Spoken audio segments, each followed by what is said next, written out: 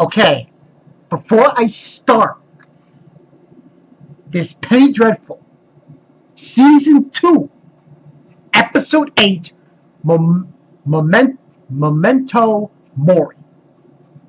Anime Rick, I need to tell you this. You need to start reviewing again. I don't care what you have to do. I don't care if I have to go to Sacramento, California and ship your ass here.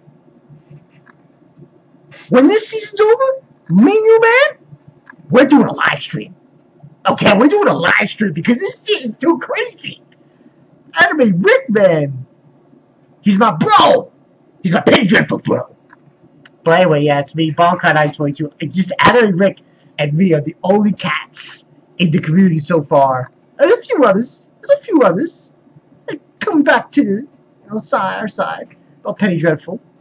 But it's just to be me and him. Yo, episode 8. Oh my god. I don't know how to even fathom the insanity. Okay, well, the major 3 things that happens in this episode circle around Malcolm, the creature, and Croft, and what the fuck did what else got with Dorian Gray? Like, seriously? Like, what the fuck did he do? What did he do that for? I think I know why he did it, but still doesn't make any sense. Okay, let's start from the beginning. These events pretty much are the what this side is doing while Ethan and Vanessa are at the Cutwife's house. That's pretty much what this episode is. So, the major things that happen, this detective, this investigator, not only is he getting involved with Ethan, trying to find out what Ethan is and trying to solve that crime, but he's getting his nose into Malcolm's business as well. Because of Sir Malcolm went to Scotland Yard several times in the past. You know, and he questions him about it, and he's like, he's telling him to get the fuck out of here. And that happens. So, let me start with Malcolm and this whole situation before I get into Dorian Gray, before I get in even close to what's going on with the fucking creature at Croft. Because that shit was like, whoa, what the fuck? Now, let me get the, before I get in further in onto that, let me get the whole, Penny Dreadful, listings of characters. Because, you know, there we go.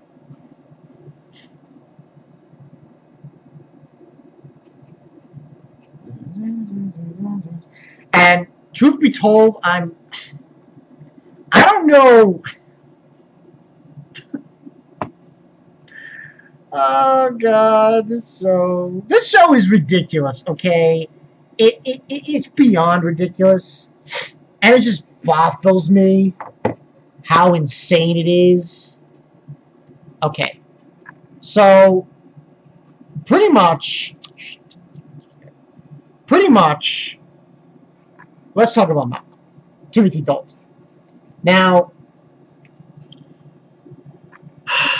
then I have a meeting with, what's his face? Lyle. Yeah, Lyle. Now, this meeting with Lyle, Dr. Frankenstein, Malcolm, and St. Beans there as well. They're basically talking about, they're basically solving the riddle of the demon writings, the Diablo language that's written on these different objects. And I don't specifically remember the whole story, the whole kit and caboodle of what it said, but literally it just tells you the whole story about Satan, about Lucifer, about how he was cast out of heaven, and it was not just him, but another one, and so on and so forth. It actually ties into season 1, apparently, surprisingly enough. So, he goes on this thing. Meanwhile, what? That Madam Bitch Witch, she's doing voodoo. The voodoo I do on the doll of Malcolm's doll with a fucking baby heart. And she's saying these lines, and basically he gets I guess he gets possessed by the devil, or he got possessed by her. I don't know specifically. It was an enchantment. And once that happening, he gets possessed, his eyes go black, he flips the table. Then, probably the most ridiculous thing I've ever saw. Saint B just like, they have this tussle and shit, and he throws him into the room, like, know who you are! And then basically, we have this dreamscape scene where, malcom, you know, he sees his daughter, he sees his son, he sees his wife, he's dancing with them, and he's like battling. He's battling the witch in this tug of war of his sanity, essentially. And he essentially beats her. And she's basically failed. And that's when malcom, yo, I can't believe malcom did that. He went right into her. He just got a gun and he just left and went to her house where she was. The madam, you know, Kali, bitch, because she's a bitch. And basically, he goes there and confronts her, and he gets ambushed. Obviously, he gets ambushed, and then he has a conversation with her, and basically, what she wants him to do is give Vanessa to them, and him and her will be together through Satan, basically saying that Lucifer is going to grant her eternal life, and she wants to be with him for the rest of her life, for days, for eternity. And I'm like, bitch, what are you talking about? You killed his... But anyway, he eventually tells her, no. He basically tells her to fuck off. It says that he goes along the lines of saying how he's going to cut her head off. It's like, oh, let Miss Hives live and I'll go with you. And she says she can't do that. And essentially what ends up happening for him, he gets trapped in the castle. Yo, these witches fucking suck. Get the fuck out of here. They show an illusion. I don't even think it's an illusion. It might be real. Of his dead wife, his dead daughter, and Peter, his dead son, in coffins. They come to life. To life, and that's where the whole spiel about that part of the episode ends. That's like the final part of the episode, and I'm like, Jesus fucking Christ. But you know what happens? Other plot lines? Holy shit! Because that was only the tip of the iceberg. You still got what happened before. Before even that, we've got two plot lines in this episode that, frankly, made me go like, yo, what is going on? Okay. First we got the creature.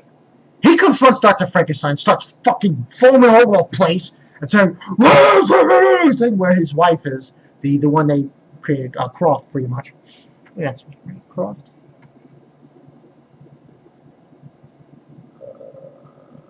Don't see her name. I skipped it. Yeah, Ronna Croft, Lily. So they basically want to know where Lily is. And he tells her that she was with Dorian Gray, and he's pissed off. He doesn't want her to be with Dorian Gray. And he's telling her to get her. He finds her, Dr. Frankenstein. He leaves. Dr. Frankenstein also had another interesting conversation with malcom. I thought that was an interesting way of putting it. He, you know,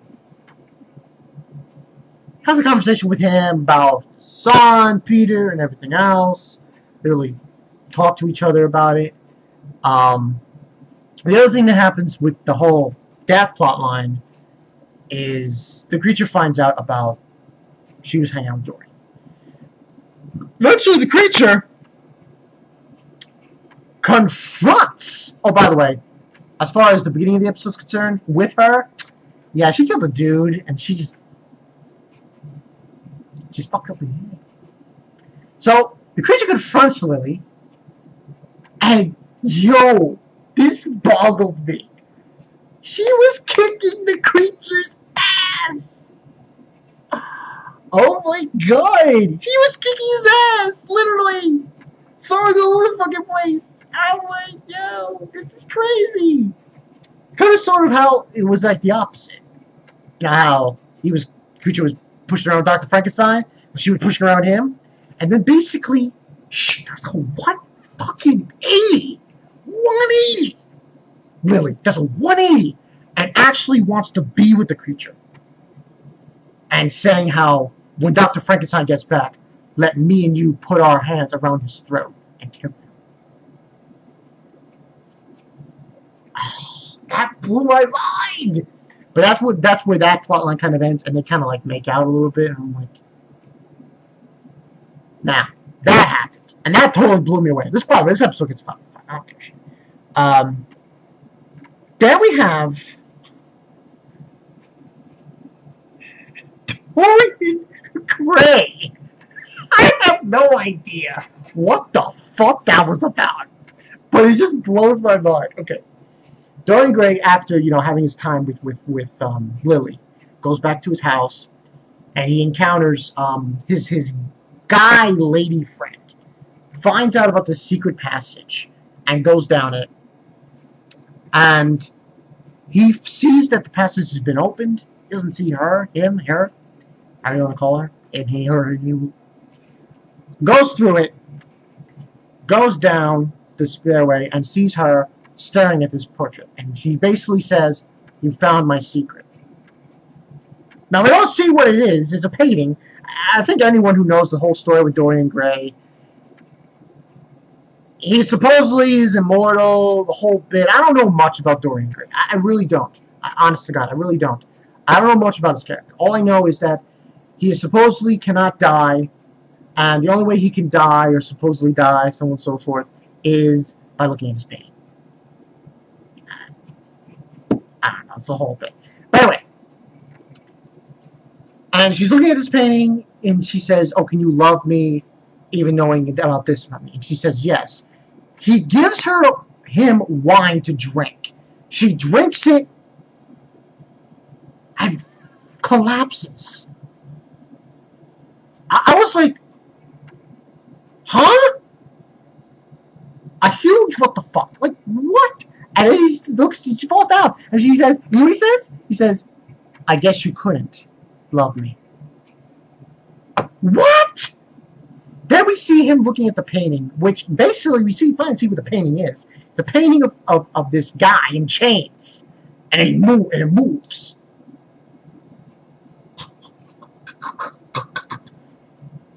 What? My guessing is that the reason he gave she the drink, the wine, and why it was like, I don't know, poison or some shit, is because she found out his secret. And I guess even though she said that she could love him, he just couldn't. No, he just had to kill her. I'm telling you right now, this show is insane. It is so insane. It is like, it doesn't stop. It doesn't stop. Like, it's like one of those TV shows on HBO or Showtime that does not stop. It's one high fucking plot twist after another, and it just fucks with you so bad that you're like, I want the next episode. I want the next episode. I want the next episode. Now, that's pretty much what went down, essentially. And none of the plot lines were explored. It was the Malcolm thing, the Dorian Gray thing, the Creature, along with Dr. Frankenstein and Lily. But that's basically what happened. 5 out of 5. Now, next week, Dr. Frankenstein goes to the Cutwife's house, goes to Vanessa and Ethan and says, "You guys have to come back and help Malcolm." Now, as far as I know, with these last 2 episodes, I think what's going to go down is this. There's a scene with Dorian Gray and Lily. I don't know what the fuck that's about. Maybe they're going to join forces. I have no idea.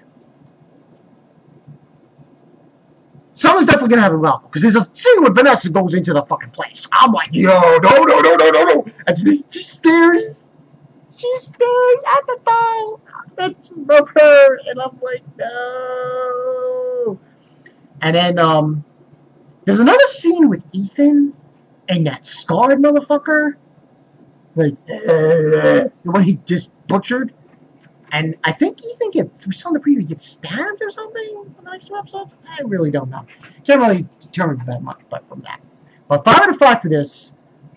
I just can't. This show is insane. Anyone who's not watching this show, what the fuck are you doing with your life? Really? You have to watch this show. It is so unbelievable. It's just so unbelievable.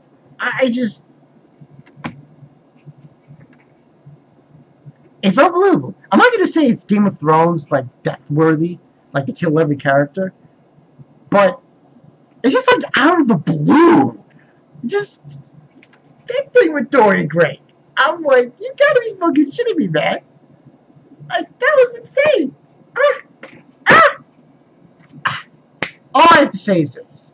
Anime Rick, where the fuck are you at, man? You be reviewing this shit. Hopefully he does something, because I'm definitely planning something. Oh, man. Me and him, when this season's over, and when he's caught up, and when he watches all of it, we gotta do a live stream. True shit. It's going down. It's going down. It's going down. It's going down. So maybe I'll do something where I'll postpone the final episode. Yeah, I'll postpone it. I'll watch it and I'll postpone it until like yeah, I think that's what I'll do. I'll postpone it until like the following Friday, Saturday weekend, and I'll contact Anime Rick and we'll talk about it. It was just a fucking live stream for the final episode. Yo. But anyway, this has gone on for long enough. Wow, 60 minutes. A lot happened. I had to go in. It was GOAT. It was GOAT. Patreon for season 2 is GOAT. So yeah, I'm Balkan 922. Sorry for being so animated, but this episode was so insane. I'll see you guys later. Peace.